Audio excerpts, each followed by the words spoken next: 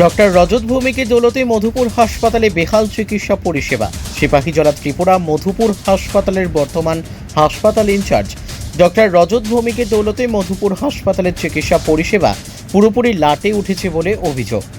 হাসপাতালের বর্তমান চিকিৎসকরা হাসপাতালের ওপিডির চেয়ে প্রাইভেট চেম্বারে অনেক বেশি স্বাচ্ছন্দ্য বোধ করে বলে অভিযোগ, যার খেসারত দিচ্ছে গোটা মধুপুর এলাকার গরিব সাধারণ মানুষজনেরা। আয়ুষ্মান কার্ড থাকা সত্ত্বেও হাসপাতালে ভর্তি রোগীদের 2 থেকে 3,000 টাকার বিনিময়ে ঔষধ ক্রয় করতে হচ্ছে বলে অভিযোগ।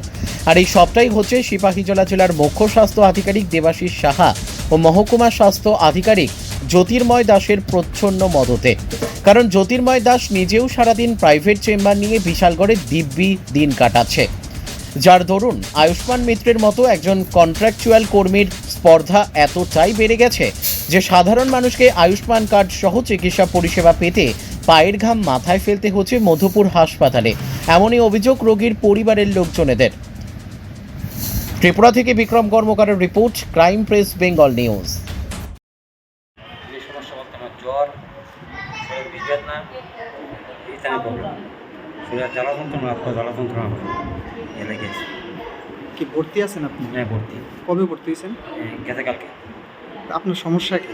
সমস্যা হইতে জ্বর, শরীর না, আপনার এখন যে সাংবাদিক তারা ডাকাইছেন, আপনার সমস্যাটা কি হইতেছে? সাংবাদিক গেছে, সাংবাদিক দেখানোর প্রয়োজন বলতে আমার আয়ুষ্মান কার্ড ছিল না। কালকে ভর্তি হওয়ার পরে আমার ডাক্তার জিজ্ঞাসা যে তোমরা আয়ুষ্মান আছে নাকি? না, আমার আয়ুষ্মান নাই। আয়ুষ্মান নাই বলতে পারে আর জন্য কইছে আয়ুষ্মান কার্ড এখানে করেন যা হয়ে গেল।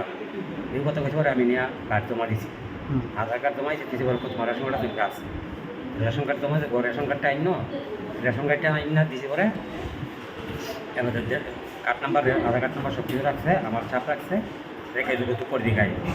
দুপুর দিয়ে গেছি পরে ও হয়েছে না, ও বিকালে গেছি ওরকম হয়েছে না। কালকে আজকে গেছি গিয়া গিয়ে দাদা আমারটা কী থাক ও হয়েছে না তো। আচ্ছা আয়ো ঘর গেছি, আজকে আবার ছবি তুলছে, ছবি তুললাম হয়েছে দুপুরে গেছি ওরকম হয়েছে না, বিকাল দিকে যাই। তো বিকালে গেছি 4টা গেছে, আমি 7:30-4 গেছি। মানে 2 দিনে আজকে পাইছেন আপনি? হ্যাঁ, আজকে পাইছি। তো এই 2 দিন ধরে যে আপনার ওষুধপত্র লাগতেছে, এটা কই থেকে আনছেন আপনি? আমার নিজের কিনা। মানে দোকান থেকে কিনতে লাগছে? হ্যাঁ। কত টাকার ওষুধ কিনছেন? অনুমানিক 3,000 টাকার উপর।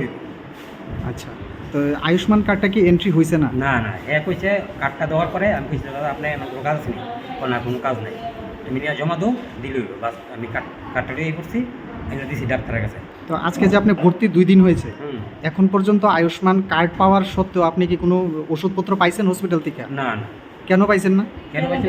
আমি আমার কার্ড নাই বলতে লেগে দেয় না। তো কার্ড তো এখন আপনার কাছে দেখলাম আছে, এন্ট্রি হয়েছে না। কে এন্ট্রি করবো? যারা দিছে আমার হ্যাঁ এন্ট্রি করবো। কি কোত্থেকে আপনি পাইছেন এটা? আমি মানে যাটা জমাইছি হ্যাঁ আমার এন্ট্রি করে দিব। মানে আয়ুষ্মান মিত্র? হ্যাঁ। এটা কোন হসপিটালে? মধুপুর। আপনার বাড়ি কোথায়? আমার বাড়ি রাস্তা মাথা পূর্ব গোকুলনগর। নাম কি? সেজবলাস।